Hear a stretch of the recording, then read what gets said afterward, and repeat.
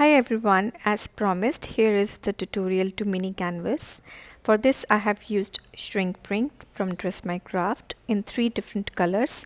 I have also used cute frames, dies, cat dies, and chose 3 different colors in shrink print and shrunk it. Along with that I have also used window die from Dressmycraft, and this is the yellow cardstock I have chosen. And this is how I'm going to use the window. I've also used Transfer Me, which is rainy garden background, and this is how you use Transfer Me in order to transfer any prints on the paper.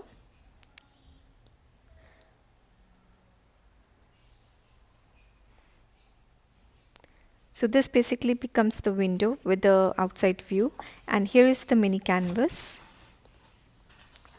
Here I'm using Eternal Love paper pack from Dressmycraft, and this is the pattern I will be using as a main background. Along with that, I also need another pattern from this paper pack, which is this one.